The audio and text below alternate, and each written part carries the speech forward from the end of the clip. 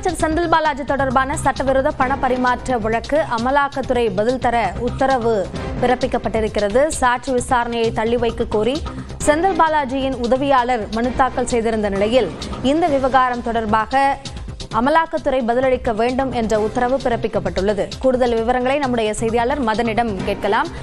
மதன், அமலாக்கத்துறைக்கு என்ன உத்தரவு பிறப்பிக்கப்பட்டுள்ளது? போக்குவரத்து துறையில் வேலை வாங்கி தருவதாக கூறி மோசடி செய்ததாக வழக்கு ஒன்று சென்னை சிறப்பு நீதிமன்றத்தில் நிலுவையில் இருந்து வருகிறது. ஏற்கனவே இந்த ஒரு வழக்கின் அடிப்படையில் சட்டவிரோத பண பரிமாற்றம் செய்ததாகவும் முன்னாள் அமைச்சர் செந்தில் பாலாஜி, அவருடைய சகோதரர் அசோக்குமார் உள்ளிட்டோருக்கு எதிராக அமலாக்கத்துறையிலும் சென்னை முதன்மை அமர் நீதிமன்றத்தில் ஒரு வழக்கு தொடர்ந்து அது தற்போது நிலுவையில் இருந்து வருகிறது.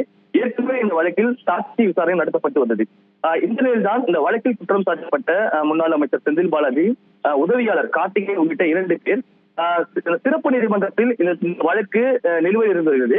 அந்த வழக்கில் ஒரு முடிவு எடுக்கும் வரைக்கும் அமலாக்கத்துறை தொடர்ந்து இந்த நீதிமன்ற தொடர்ந்து இந்த வழக்கின் விசாரணை தள்ளி வைக்க வேண்டும் என்று ஒரு மனு தாக்கல் செய்திருந்தார்கள். இந்த வழக்கு தற்போது முதன்மை அமர் நீதிமன்ற நீதிபதி கார்த்திகேயன் முன்பு விசாரணைக்கு வந்தது. அப்போது இந்த வழக்கில் குற்றம் சாட்டப்பட்ட முன்னாள் அமைச்சர் செந்தில் பாலாஜி உள்ளிட்ட 10 என்ற நேரில் ஆஜராகி இருந்தார்கள். ஆனால் செந்தில் பாலாஜி சகோதரர் அசோக் என்று ஆஜராகவில்லை.